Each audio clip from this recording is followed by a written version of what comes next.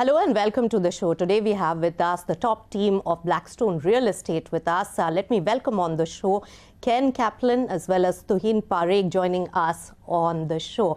Welcome, gentlemen. Always a pleasure speaking to both of you. Ken, help me understand from the global perspective, how are the macros stacking up when we look at the real estate space?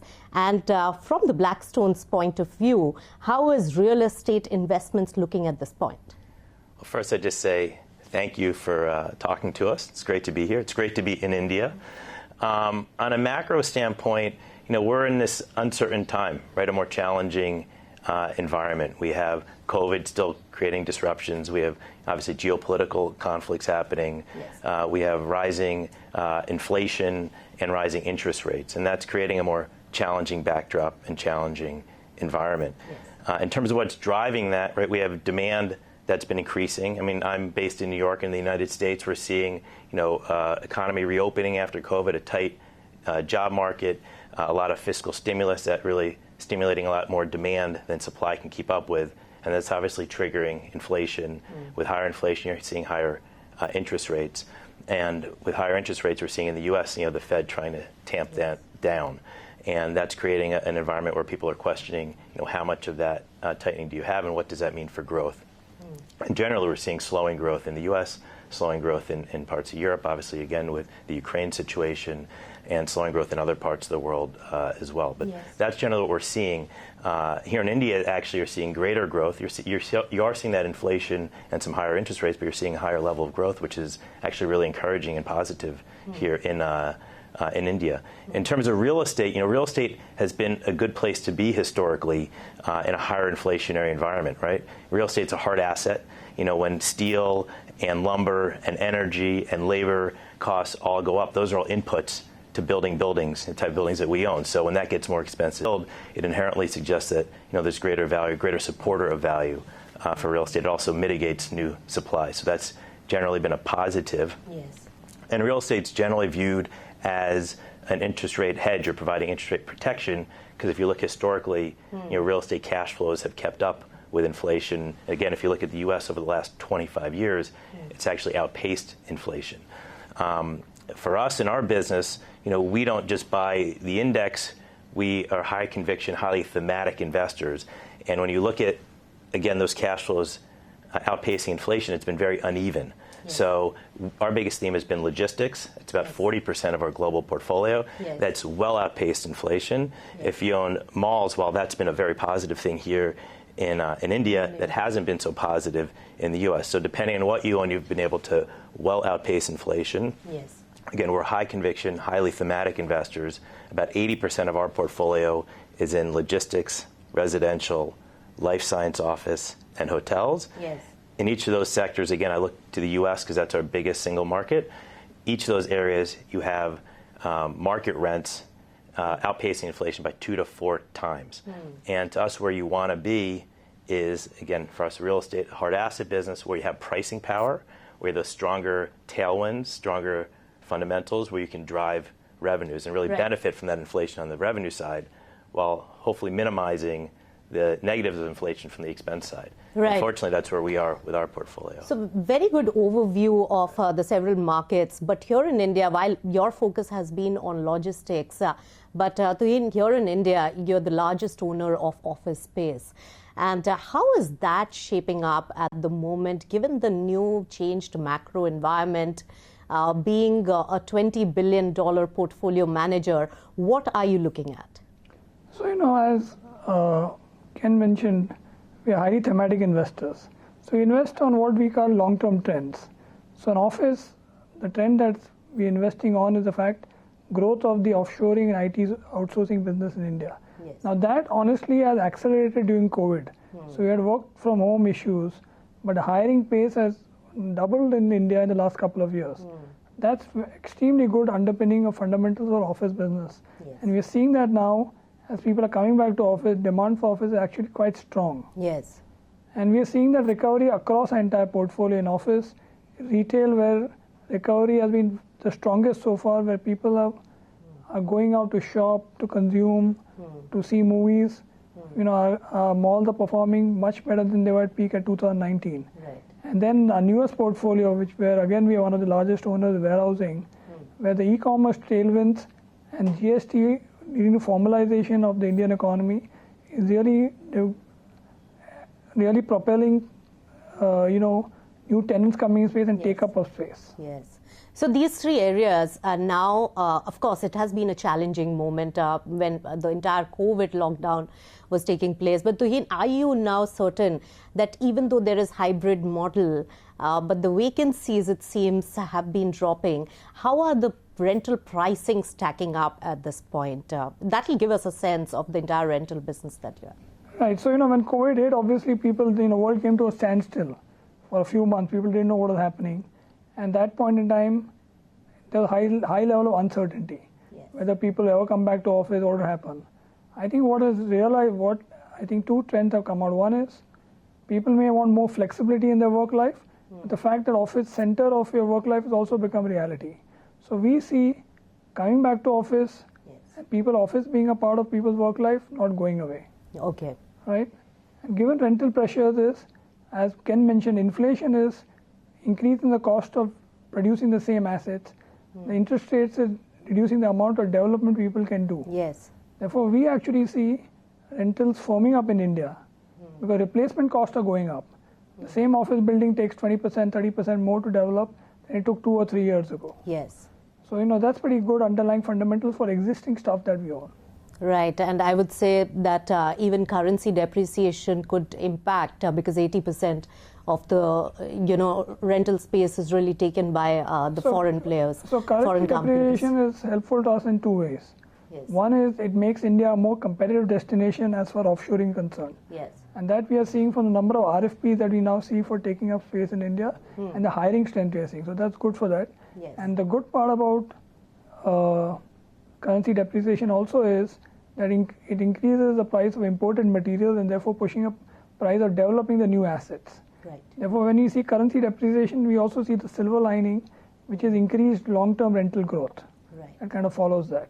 Right. So this is the status and the recovery that we are seeing after COVID era, Ken. But given the macro environment changes, does your strategy in India change? Because you went through a phase of really buying and beefing up the portfolio. Then a little bit of monetization has already taken place in the second phase. And the market has already consolidated when it comes to commercial real estate in India. There are few big players with large assets. How do you see the India strategy for Blackstone Real Estate now? Right.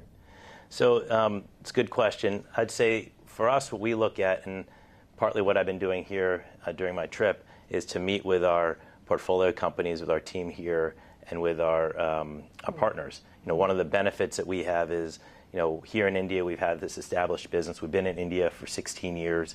We built up the largest office portfolio. We have this retail business as well, and now we're sizable in the logistics space. And we see just how strong the fundamentals, as Tuhin was just talking about. And as a global business, we're the largest global real estate owner as well. We have over $500 billion of real estate value in our portfolio. We have a unique perspective and unique capability to both identify and action opportunities, and we have this architecture or one globally connected business. So we see how strong the fundamentals are in one space like e-commerce, for example, and what that does to a space like logistics, and what that happens country after country.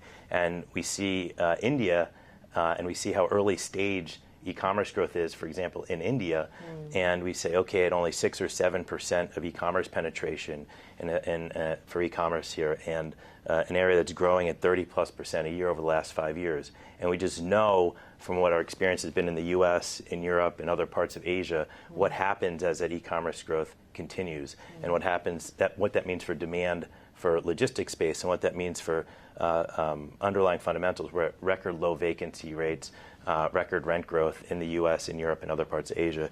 And it gives us enthusiasm, even though we have already done quite a bit here, for example, in India, to do a lot more and to grow that. And when we see the strength in the office space as well, wanting to continue to grow in that area as well. So yes, there's been some consolidation, but there's still immense opportunity here to continue to grow the existing verticals that we're in, office, retail, and logistics, as well as to get into some new areas that we feel are exciting, again, from what we've seen in other parts of the world and where India is in terms of life cycle of opportunity. Which are those? Are they more hospitality, data centers?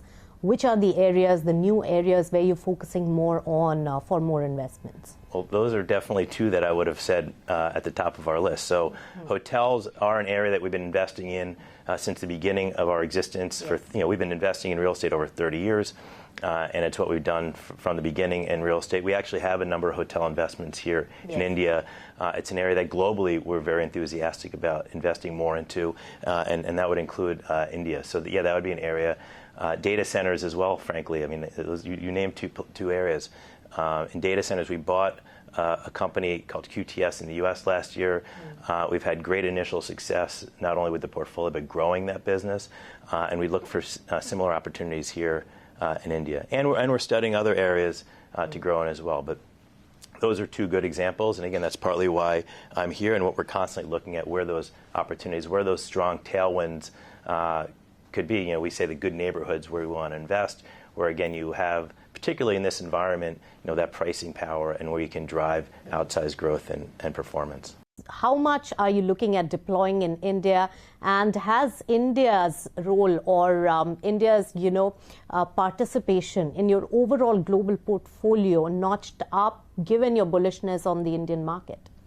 So Ken's visit here points to the fact that we are highly enthusiastic about investing in India and growing our business. In our portfolio is $20 billion in India today, but the key fact is in the last 5 years we added $12 billion of assets. And we hope to continue the pace of investment for many, many years to come. Right? And therefore, we remain enthusiastic investors in India's growth. Yes. And I think we'll continue participating in it for many years to come. All right. Do you have a figure, how many $1 billion you're looking at investing?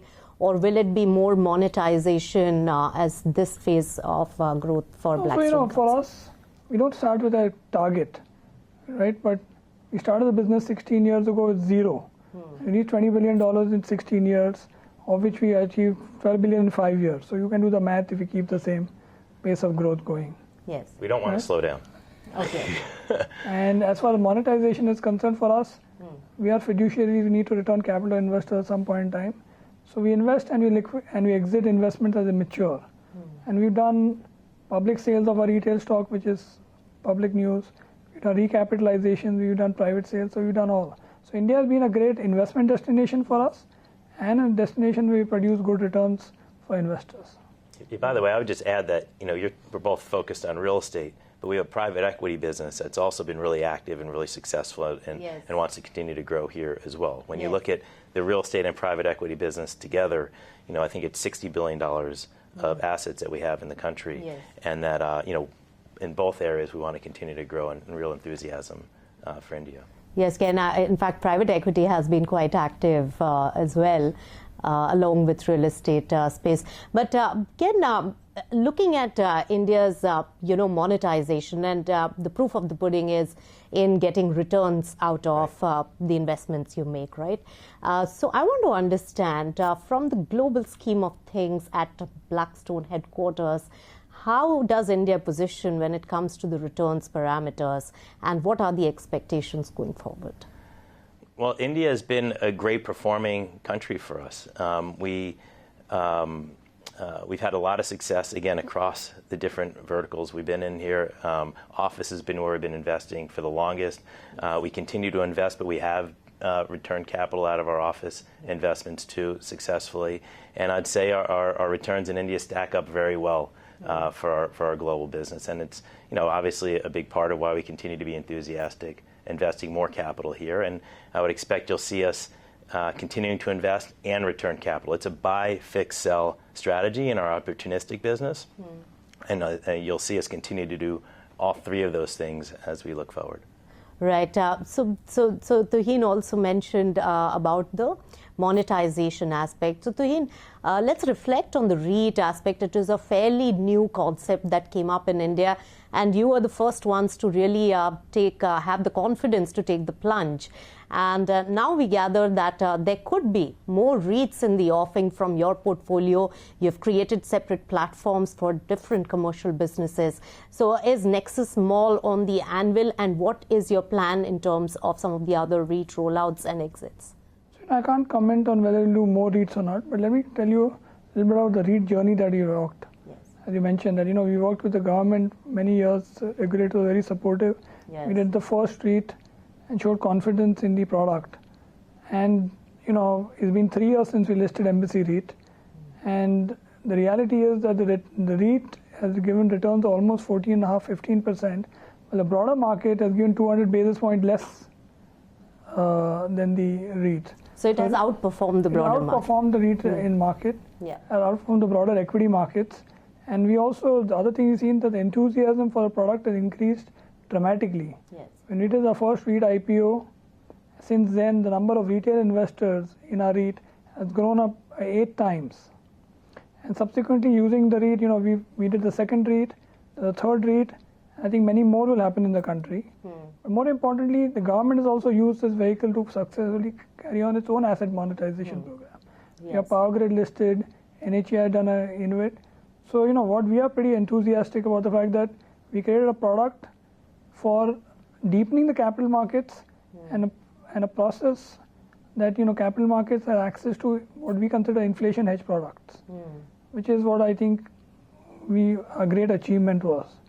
And it's a vehicle for monetization. It's not the only thing we use, but it will remain, kind of core to our strategy going forward. Right. And do you also foresee any challenges in terms of exit opportunities given the macro environment right now?